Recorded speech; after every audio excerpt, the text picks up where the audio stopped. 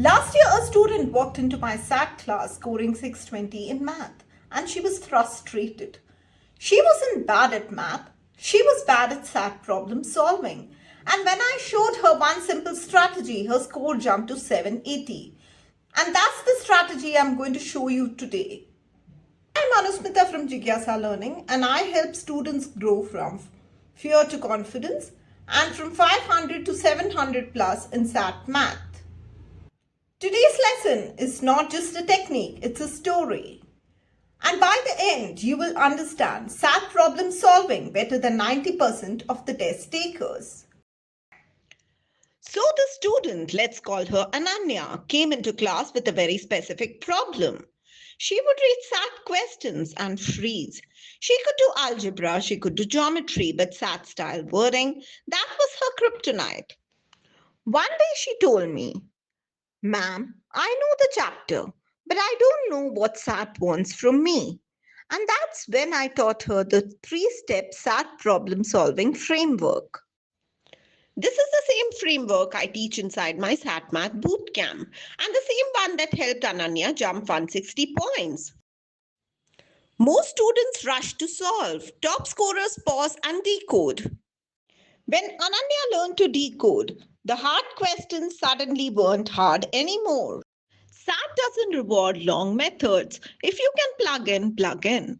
If you can use logic, use logic. If you can eliminate, eliminate. If you can avoid algebra, avoid algebra. This is where Ananya saved minutes of her time. Not a full resolve. Just check if your answer makes sense. Sometimes avoiding silly mistakes is how you jump from 650 to 750. Let me show you the exact type of question she got stuck on. A taxi company charges a flat fee of $5 plus $2 per mile if a ride costs $29. How many miles is the trip? When I asked Ananya to solve this, she wrote 2 pages of algebra. 2 pages.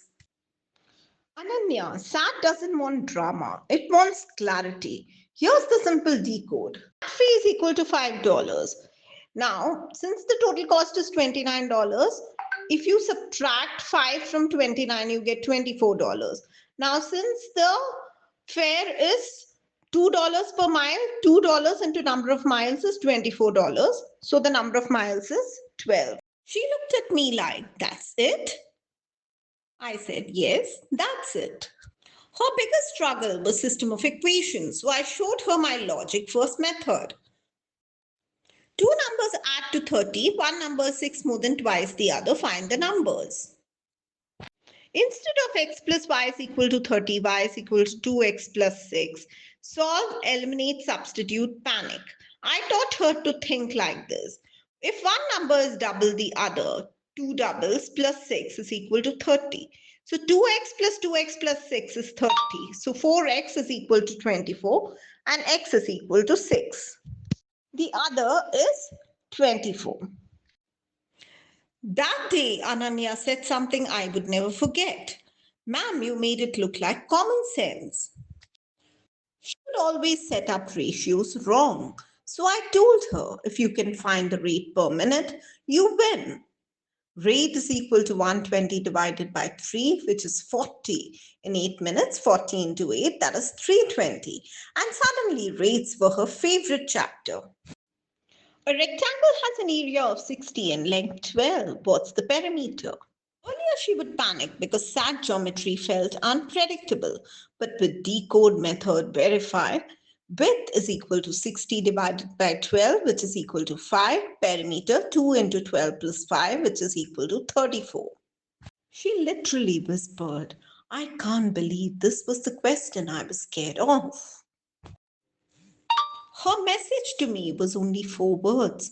"Ma'am, it actually worked. And it'll work for you too." Remember, the SAT is not testing your memory. It's testing your clarity. And clarity comes from 3 steps: decode, choose, verify. Join my SAT Math Bootcamp, where students routinely jump 100 to 200 points with systematic practice, mock tests, and doubt solving. The link is in the description. I'll see you inside.